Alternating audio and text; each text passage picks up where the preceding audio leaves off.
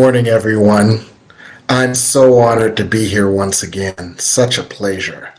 And what a holy service to be a part of. I want to thank everyone who had a hand in it. It is absolutely beautiful. We wrap up a month where we have worked with Ernest Holmes' manual and the 4 chapters. And just to summarize ever so briefly, to build the platform for the final chapter, uh, there is this thing. We call this thing God. We call it the higher power. We call it the infinite intelligence. We may call it the force. We may call it the source. We may call it the universe's heartbeat. And although humans have anthropomorphized this thing, and anthropomorphize means this, just look at the Latin roots. Anthro means man, morph means changed. What humans have done is we have changed the divine energy, the divine spirit, the divine essence, the divine source, and we have projected onto it our own neuroses. So we've changed it into this oppositional, judgmental, sadistic, distant, punitive male energy. But despite that anthropomorphization, in truth, this thing is simply the creative force of love. And this thing can work for us. It's also called the law, and it works through us, and it expresses through us and through all. And the reason that it expresses through us is because we are extensions and expressions of this thing. And in order for this thing to fully expand its experience, it expresses through us. Now, to me, this was always, when I worked with science of mind, this was always very esoteric until one day I looked over at Pink Floyd's Dark Side of the Moon album. And any of you who are as old as I am, you might remember the Dark Side of the Moon album, or a t-shirt that had the album cover on it. It was all black, and there was this light shining through a prism. And on one side of the prism, there was the light shining in, and on the other side of the prism, there was a rainbow. And all of a sudden, it clicked for me. Spirit shines through us like that light shines through a prism. And when God is shining through us, God is saying, look at the beautiful rainbow I have created. Look at the beautiful creation that is an extension of me. Look at all the wonderful ways I can express. Look at all the wonderful colors I can be. And all of a sudden it made sense. God is expressing through all of us. But God needs us as vessels for God's expression. And so this thing works through us. This thing, also called the universal mind, must take form.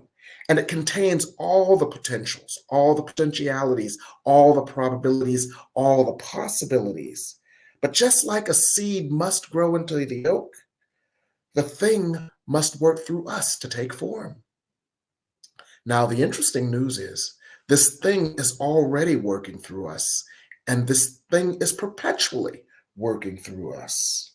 However, it is working through our undisciplined mind and taking the forms that our undisciplined mind projects. It is working through our miseducation and our mistakes in consciousness. The thing in its highest, most loving form, though, is something we can express in a different way. We can make the thing work for us instead of supporting the perpetuation of a world that seems to work against us. And that's what I want to talk to you about today. Making this thing work for you. Now, I'm using, of course, the nomenclature used in the religious science manual, this thing and how it works. And so the basic premise that I want to share is that making this thing work for you, you have to allow it to work through you. And it works when you work it.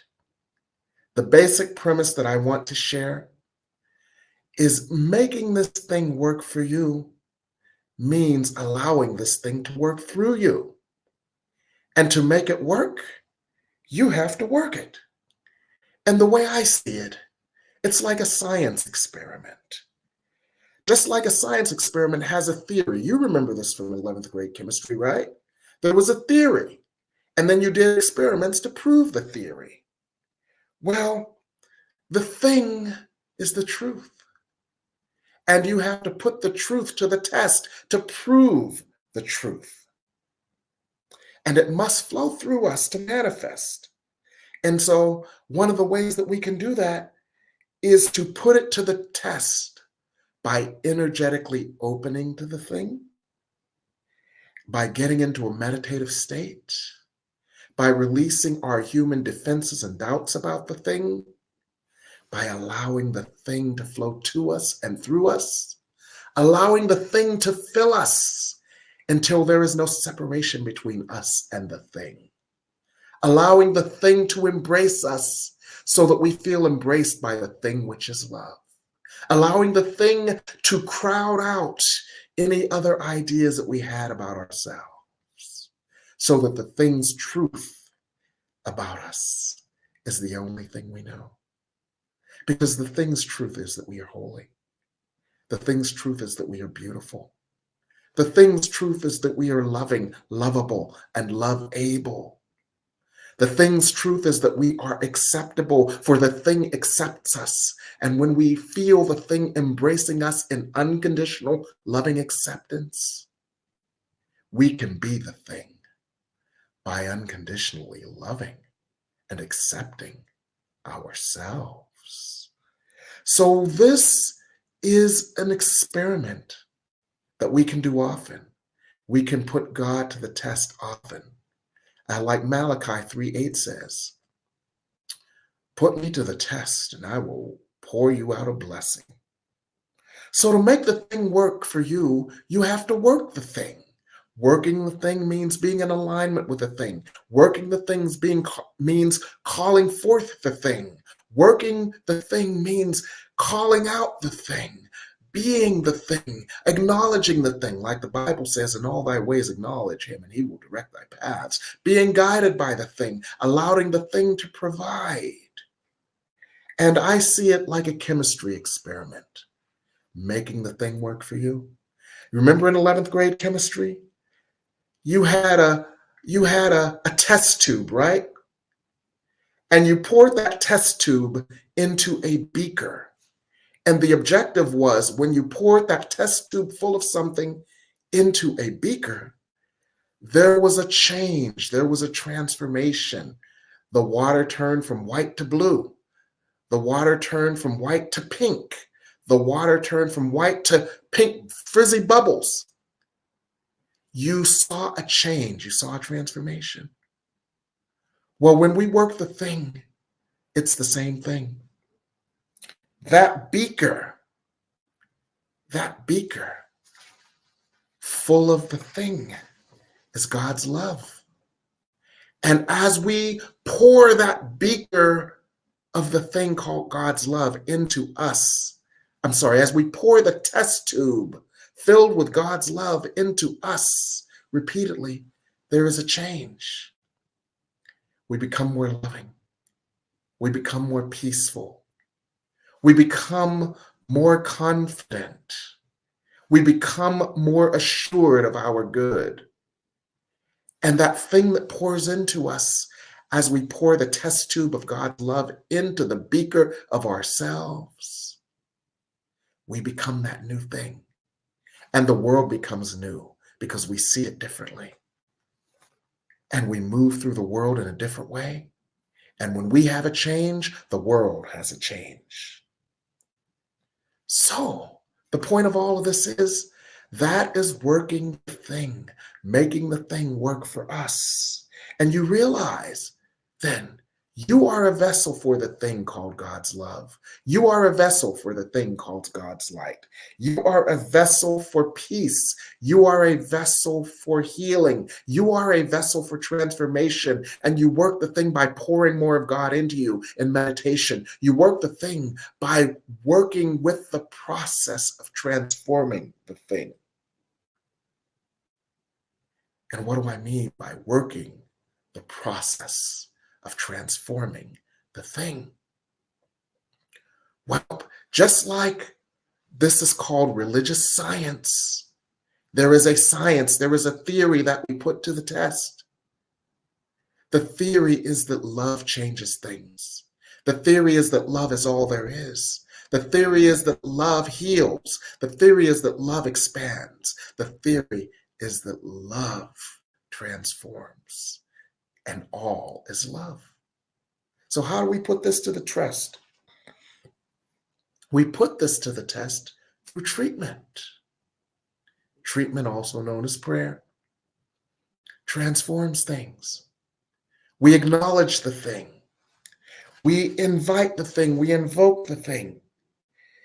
We recognize the thing. We unify with the thing. We realize the thing, and we give thanks for the thing and what it has transformed. That's what affirmative prayer is. And it always works. And it always works. And this is so important. It always works. And it's so important. I actually want you to repeat this. Putting the thing to work always works. Putting the thing to work always works. Putting the thing to work always works. I want you to put that in the comments. I'm reading your comments, by the way. Putting the thing to work always works. Putting the thing to work always works. And you say, oh no, there may be a part of you that says, but I prayed last night and the thing didn't happen. I prayed last week and the thing didn't happen. I prayed this morning and the thing didn't happen. But believe me, putting the thing to work always works. And this is what Ernest Holmes says in the 4th part of the Religious Science Handbook, in chapter 4, Making the Thing Work for You. It says you have to believe it in order to see it. And what do I mean by that? You have to believe it in order to see it. This flies in the face of all of our miseducation, all of the miseducation that I talked about before. We have been miseducated into believing, I'll believe it when I see it. But in truth, we have to believe it in order to see it. Our human mind has been miseducated in the idea that we have to see it in order for it to be true, but it actually works the other way. We have to believe in our minds of its truth and hold only that belief in our consciousness without any conflicting beliefs in our unconscious mind. And as Jesus said, and Ernest Holmes quotes Jesus here, he says, Jesus was right when he said, it is done unto us as we believe. It is not done unto us as we want. It is not done unto us as we desire. It is done unto us as we believe. So everything we see in our outer world is a reflection of our beliefs. And if we don't believe it, we cannot see it. And this law always works. And let's work with this for a moment.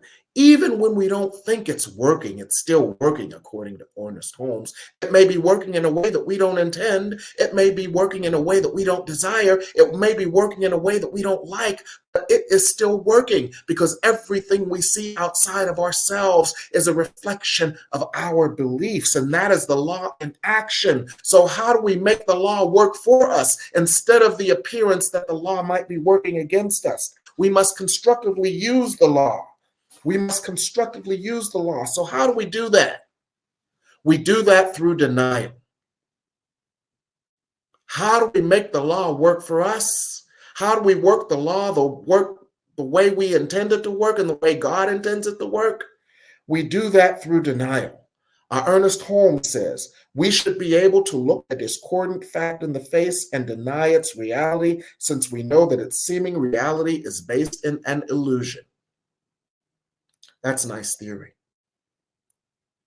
But sometimes when we look at our checkbook at the end of the month and we've got more month than money, that discordant fact seems to overwhelm us, worry us, cause us shame, fear, and doubt. But this is a, quote, wrong condition, according to Ernest Holmes, and we can change it. Let's work with this for a second in a practical way. If we have more month than money, part of us feels undeserving of money.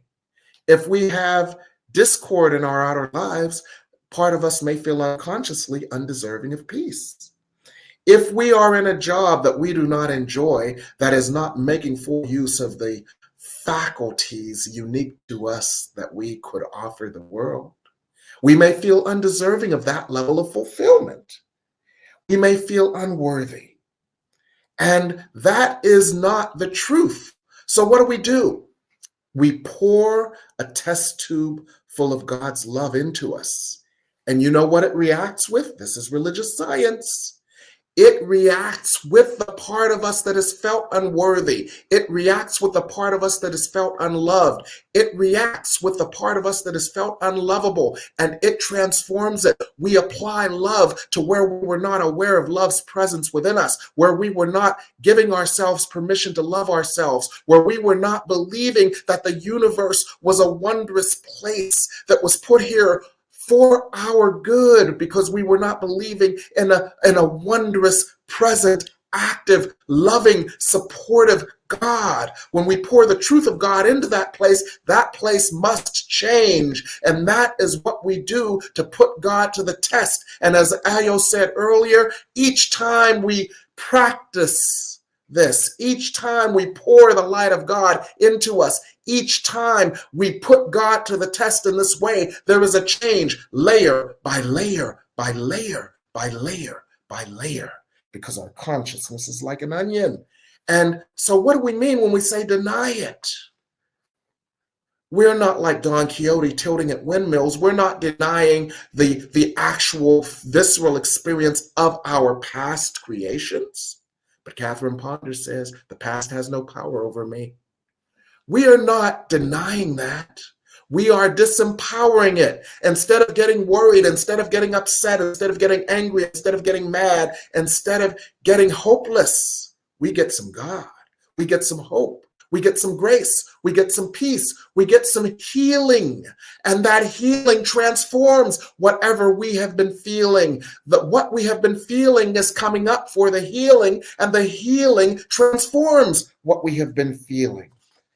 And no, you're not crazy. You're not when you're denying it or denying the power you have given it, this appearance over you. You're not crazy. You're not delusional. You're not like Don Quixote rooting at windmills. You are in a truth that few have experienced. But what you have done that is different is that you have given yourself repeated, regular, powerful, visceral, undeniable experiences of that truth, so that truth becomes your truth. You must live that truth, and so must I. You must be that truth, and so must I. You must not only spout that truth, but you must embody that truth and allow that truth to embody you. Allow that truth to take over you, just like that spirit of fear might have taken over you when you realized you had more month than you had money. And when you own that truth, when you embody that truth, when you allow that truth to fill you to the exclusion of anything else, to the exclusion of any unconscious ideas other than that truth, that is how you use the thing. And when you use the thing for you, the thing will work for you. When you use the thing for you, the thing will open doors for you. When you use the thing for you, the thing will open your life for you. When you use the thing for you, the thing will fill you with that new $1 million idea. When you use the thing for you, the thing will give you comfort in the middle of the night. When you use the the thing for you, the thing will support you in healing your body. When you use the thing for you, the thing will give you the guidance to make the right decision instead of the wrong decision. And when you use the thing for you, you become the vessel for the thing, not only for you, but you are the vessel of the thing for the world, for you become a beacon of light in the world. You become a lighthouse drawing all hearts who are wondering about the thing, who want the thing, who miss the thing, to receive the thing. You channel the thing, and the thing then touches others, and that is how we change ourselves, and that is how we change the world. Be not swayed by the world and its illusions. Be instead swayed by the thing that is an infinite supply, that pours through you in infinite supply, that heals you in infinite abundance, that creates and supports you with infinite abundance. This is the thing, and God needs you to be that thing. God needs you to put that thing to work for you, for when you put that thing to work for you, it works for you and it works for the world. And this is how you are the light that shines light on the darkness of the world. And this is how we make the thing work for us. And this is what I want to share with you today. So I want to thank you for your time, your energy, your attention. God bless you. Thank you.